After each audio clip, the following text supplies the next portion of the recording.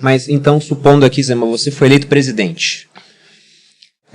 Por onde você começaria a mudança do Brasil? Qual você acha que é o problema nevrálgico, assim, que deveria ser o primeiro a ser atacado, entre os vários que existem, né? A gente pode falar que, olha, estamos com 1 trilhão de déficit nominal, quando você pega o primário mais os juros da dívida, a gente é um país de produtividade estagnada desde a década de 80, praticamente, a Previdência passou por reforma há pouco tempo, mas vai ter que ter reforma novamente no futuro.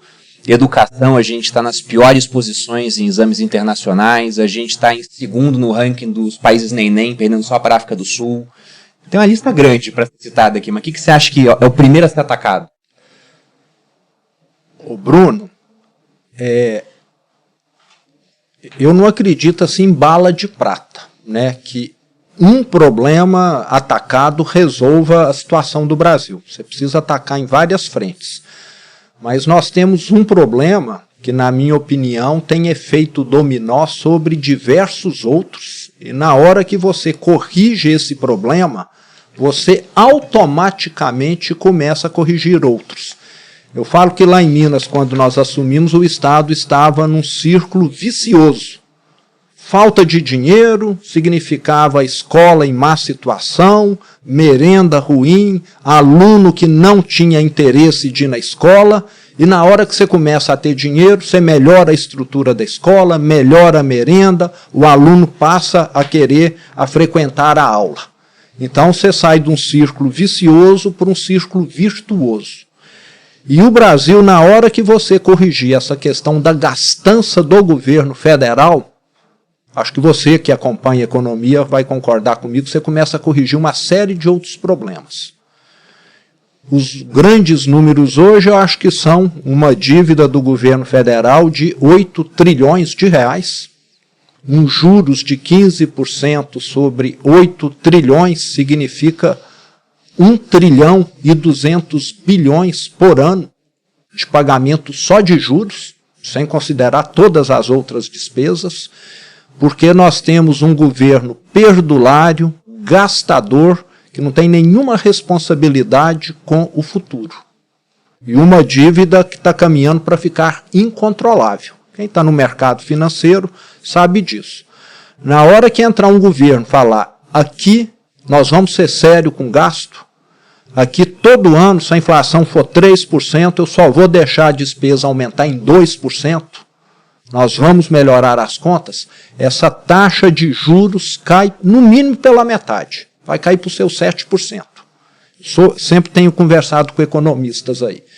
Na hora que uma taxa de juros dessa cai, o gasto com juros do governo vai cair de 1 trilhão e 200 bilhões pela metade. Vai sobrar só aí 600 bilhões por ano. Sobra aí só 2 bi por dia. Vai começar a sobrar para o governo federal. Então, com isso, você, além de melhorar as finanças públicas, você também tem um impacto gigantesco no setor privado. Tem muita empresa hoje que tem máquina velha, que precisava ser substituída, que está disposta a investir, mas o financeiro lá fala, não dá para financiar com essa taxa de juros. Mas na hora que cair para 7, para 6, para 5, e é possível, essas empresas vão investir, vão se modernizar, vão ficar mais competitiva, vão ficar mais produtiva, e produtividade maior significa renda maior. Sim. E o Brasil começa a soltar esse freio de mão que está puxado aí há muito tempo. Então, economia andando, a arrecadação melhora, aí você tem condição de investir mais em educação, as prefeituras, os estados, a União, você tem condição de investir mais em segurança pública, em saúde. Então eu falo que esse problema da gastança do PT, do Lula, é um problema que faz com que o Brasil fique travado. E esse problema é antigo. Aqui no Brasil parece que falar em economizar no setor público é palavrão, é ofensa. Você concorda? Não é? Todo mundo só quer gastar, todo mundo só quer mais um naco daquilo ali, ninguém quer apertar o cinto. E está aí, inflação até que não está tão alta, mas essa taxa de juros está asfixiando. E vai explodir a bomba se não tiver alguma mudança que for feita por bem, vai ser feita por mal. Porque a dívida está tomando um rumo incontrolável. Você deve conversar com economistas aqui de vez em quando, né? Eles já devem ter mencionado isso até de forma mais clara que eu estou falando aqui, essa bomba relógio que está armada aqui no Brasil. Então eu falo que esse é o grande problema. É como se numa casa você tivesse goteira, comida ruim, colchão velho, roupa que não serve mais em ninguém. Você precisa ter dinheiro para começar a consertar tudo isso, concorda? Sim. Não é? Então a primeira coisa é falar, nós vamos começar a economizar para sobrar dinheiro para a gente consertar todos esses problemas aqui. E devagar você vai melhorando a educação, vai melhorando a saúde. Eu te diria que foi o que nós fizemos em Minas. Sem dinheiro, você não resolve as coisas. Se você não toma conta das contas adequadamente, não sobra dinheiro para hospital, não sobra dinheiro para as escolas, não sobra dinheiro para as estradas, nem para a segurança. Essa questão financeira, né, dos juros aqui no Brasil, eu acho até que ela é relativamente fácil de ser consertada. Porque você falou, poxa, a gente tem uma taxa Selic de 15%. E a gente tem outras taxas de juros de títulos públicos que também estão dentro da dívida pública, né? Mais ou menos metade atrelada à Selic, uns 47%, para pegar o número mais exato, e o restante tem lá IPCA mais alguma coisa, pré-fixados. E a taxa de longo prazo está muito alta também, tá? IPCA mais 7 alguma coisa, né? E vários economistas que já vieram aqui falaram, olha, o Brasil não aguenta isso muito tempo, porque a dívida, juros de 15%, em 5 anos a dívida dobra, se fosse tudo com juros de 15%, né? Só que metade então é muita coisa de crescimento, sendo que não é só a dívida crescendo também, porque você tem mais dívida sendo feita, já que no primário o governo ele arrecada um tanto e gasta mais do que ele arrecada. Você tinha que ter um primário superavitário, você concorda? Exatamente. Além da dívida ainda tem o déficit primário. Pois é, a gente não consegue fazer o superávit, mas quando entra alguém com uma postura muito mais fiscalista, só desse cara ter essa postura, o juros de longo prazo já pode desabar. Uhum. E aí com isso você começa a ter financiamento para a empresa com juros mais baratos no longo prazo. Então, realmente melhora a produtividade da economia. E um dado que eu acho absurdo, né? Sempre que eu vejo esse dado, que a gente não aumentou a produtividade desde a década de 80, eu penso, caramba, mas veio mecanização. Muita coisa veio aconteceu. Um monte de trator no campo. Antes eram as pessoas, começaram a ter mecanização, ficou muito mais produtivo o campo, por exemplo. Você teve computador, você teve smartphone, você teve robotização, você teve IA. Agora, e não tem produtividade a artificial. mais. Como é que pode isso, né? O campo é mais produtivo, mas se lá está crescendo a produtividade e no final a gente não cresceu, A quer dizer gente que está decaindo. Então. Exatamente, em vários outros pontos a gente não conseguiu produzir mais. E isso é bizarro, porque o tanto de tecnologia que foi agregada, né? E se tem uma regra que a gente pode colocar no mundo, é que se você dá tecnologia para o homem, ele produz mais.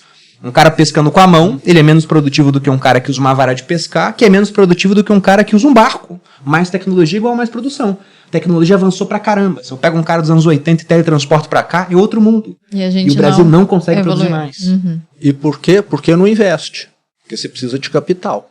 Sim. Não é? Projetos aí em outros países, qual que é a taxa interna de retorno? Se for 15%, todo mundo investe. Na Europa, Estados Unidos, concorda? Sim. Aqui 15%, todo mundo vai falar, deixa meu dinheiro rendendo. Para o governo. É melhor. Não é? E um ponto ainda importante, Malu e Bruno, isso é altamente concentrador de renda. Sim.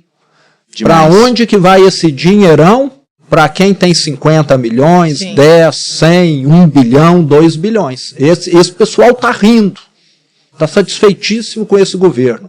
Agora o pobre que compra o telefone celular parcelado, compra a moto e o carro financiado, está pagando prestação da casa própria, esses estão sofrendo. Eu falo que esse governo dá com uma mão e tira com a outra.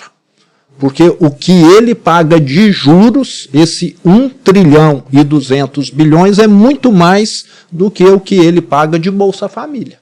Se não me engano, é 400, 600 bilhões a ordem de grandeza. Ele dá muito mais dinheiro para rentista do que para pobre que precisa. E aí, pegando dois problemas que eu queria ouvir a sua opinião, Zema, porque na percepção do brasileiro, inclusive o atual presidente, ele tem perdido popularidade por conta disso. Os brasileiros batem muito na tecla da corrupção. E tem uma sensação também de que nada vai mudar, né? A gente vê os maiores absurdos e é só mais um dia normal no Brasil. Uhum. E o outro ponto é criminalidade. A gente teve a operação feita pelo governador do Rio de Janeiro, que gerou muita polêmica, mas depois, quando foram pedir a opinião das pessoas, os moradores de comunidade os mais afetados pela operação e pela criminalidade eram os que mais aprovavam a operação.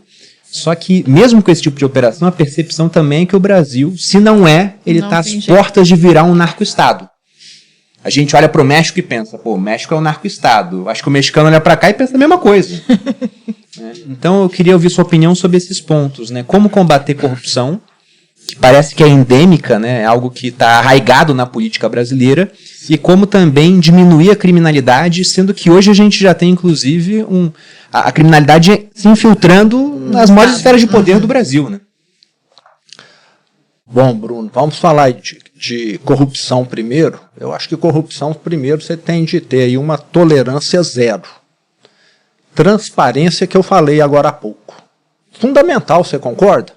Se uma empresa de capital aberto, o acionista não sabe o que os CEOs, os diretores ganham e estão gastando, vai virar uma zona. Não vai? Sim. Tem de ter acompanhamento do conselho de administração.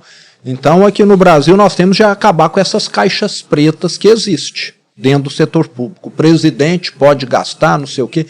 O único gasto, na minha opinião, que tem que ser confidencial é aquele referente à segurança do país. Se o país comprou uma arma lá, está colocando uma base na divisa com a Venezuela, tudo bem, por uma questão de segurança nacional. Mas, tirando isso, tem de mostrar tudo que é gasto. E aqui no Brasil não se mostra. E regras também, que eu falo, duras. Eu sou governador de um estado, Bruno, que tem 300 mil funcionários públicos. Você sabe quantos parentes eu tenho lá na folha de pagamento? 0. Sabe quantos parentes meus fornecem para o estado, prestam serviço para o estado? 0 também. Acho que nós temos de ter esse tipo de rigidez no setor público. Você tem algum parente fiscalizando também? Porque em vários estados é assim, né? O governador, quem fiscaliza ele é a própria esposa. Não, também não tenho, não. Não nomeei nenhum parente para o Tribunal de Contas do Estado, que é outra coisa comum aqui no Brasil, né? Não tenho nenhum parente que é juiz, desembargador também. Até tenho orgulho de ser o governador de Minas que mais nomeou mulheres para o Tribunal de Justiça, desembargadores, 5 ou 6 que eu já nomeei. Nenhuma parente, todas selecionadas, entrevistei uma por uma. Então, eu acho que nós precisamos separar o público do privado. Agora, na hora que um ministro do Supremo, a mulher dele tem um contrato, me parece, para ganhar 3 milhões por mês de um banco que só está fazendo fraude, isso para mim é de república de banana, aonde acontece esse tipo de coisa. Se acontece, não num país sério. Se isso acontecesse num Japão, lá eu penso que a pessoa teria até suicidado, porque lá tem honra. Parece que aqui nós não temos isso, não. Né? Aqui nem demissão a pessoa tem vergonha de pedir. Né? Então acho que nós precisamos começar a moralizar. E para isso é preciso bons exemplos. E é o que eu também, além de parente, fiz lá em Minas. O ex-governador do PT, que é o governo, né, o partido que se diz tudo pelo social, morava num palácio com 32 empregadas, governantas, garçons, cozinheiros, ia e voltava para o trabalho todo dia de helicóptero. O governo do PT é isso, entende? Eu aluguei uma casa, que eu pago o aluguel, eu tenho uma empregada que eu pago do meu bolso, eu vou e volto todo dia de carro, porque inclusive peguei uma casa próxima do meu local de trabalho. Então esse governo do tudo pelo social costuma dar exemplo ao contrário, e isso contamina. Se o presidente faz isso, o ministro quer fazer, se o presidente faz isso, não sei quem lá quer fazer igual. E quando eu faço, eu exijo da minha equipe fazer igual. Sim. Então eu acho que corrupção você começa a combater com bons exemplos e com leis rígidas também. O Fachin está lá no Supremo querendo colocar um código de ética e parece que ninguém está querendo código de ética. Para quê? Porque parece que está se beneficiando dessa zona que está lá. Sim. Não é? O outro tem o irmão que é sócio lá do Master, tem negócios com o Master também. Então, é necessário separar esse público do privado. Quem tem cargo público tinha de fazer uma declaração, ser muito mais fiscalizado do que quem é do privado. Eu venho do privado igual você, eu tinha fiscal lá todo dia do ICMS, da Receita Federal, do Banco Central, do município. Agora o sujeito é ministro, ele não pode ser fiscalizado? Tinha de ser mais, ele está lidando com dinheiro público, você concorda? Sim. Se você é aqui do privado, o limite do dano que você pode causar é sobre os seus recursos. O limite que ele pode causar lá é o Brasil inteiro. Então tinha de ser muito mais fiscalizado. E com relação à criminalidade, é um pouco nessa mesma linha aí, precisa ter rigidez.